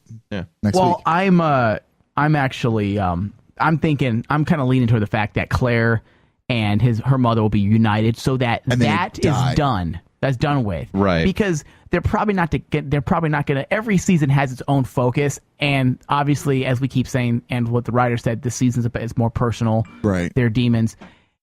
You can't really carry that over again. Castiel's. It would feel like it's meandering if you carry over Castiel's issues back into another season. So I'm thinking they're going to round it out, finish it up, give the Novak family kind of a happy ending, but I don't know if it's necessarily going to be something, I said the family, Ryan. So mom and daughter. I'm not quite sure if Castiel will be happy, but we don't know. Maybe they do give us something happy. Maybe they can make Castiel feel good so that guilt is lifted off his shoulders. Well, and that's what I'm saying. Maybe that closes his story. Yeah. If he does that, for and the season, you mean, or forever? Either way, it could go either way. Dude, he's not done after this season. I'm just saying, you never know, dude. Never rule anything out when it comes to shows anymore. Okay, well then Dean's gonna fly next episode. Okay. Margaret Kane might make him fly. See, again, more fan fiction by Ryan. It's completely unfounded. Dude, you just said don't rule anything out. Yeah, within the realm of reason. Well, you dick. You know what I hope? I hope that some kind of flying monster next episode picks Dean up and they go flying, and I'm going to be like, the magic carpet ride. I'm like, fuck you, Thomas. I've decided this is what I'm going to do. I'm going to take clips from Ryan. I'm going to do you gotta. And just like all the stuff he says. Now, random shit. And I'm going to send them to Jeremy Carver. I'm like, can you put this in your next 200th episode, please, of fan fiction? Dude, that would be fucking awesome. I'm down, dude. Do it. Dean flies. Dean flies. Ewoks appear in the season finale. Well, they get sued for that, I think. Good lord. Oh, man. Lightsabers? I do think it's going to be tied into the main storyline. I think it has to be at this point. Yep. But we'll find out in a week. So with that, guys, that's going to do it here for us at Supernatural The Crossroads this week. As we said earlier in this episode, you're going to have a special little interview, a second mini episode this week on Friday. What is that? The 20... What day of the week is that, Mike? Is that the 1st? That is the 1st. Okay. Now you're quiet and nodding in the back. Oh, yeah. Weird. Weird. So you've got this episode right now. You've got a interview episode coming out Friday. Hopefully you guys like that. Hopefully we're not too much of an ass. Don't make too much of an ass of ourselves. We always do that anyway. So thank you guys for listening to us. If you're still here at this point, as always, let your friends know. Like us on Facebook. Follow us on Twitter. Leave us comments on any of the Stitcher reviews. Give us reviews on Stitcher. That helps us get seen by more people. Please. Check out the app. We gotta get cameras in here, I swear to God. Absolutely. The faces that you two fucking make. Oh, you don't have to. No, I'm just perfect. So with that, guys, that'll do it here for us this week. Take care. Later, guys. Little maggot, you are no longer a part of this story. Hey, ass butt.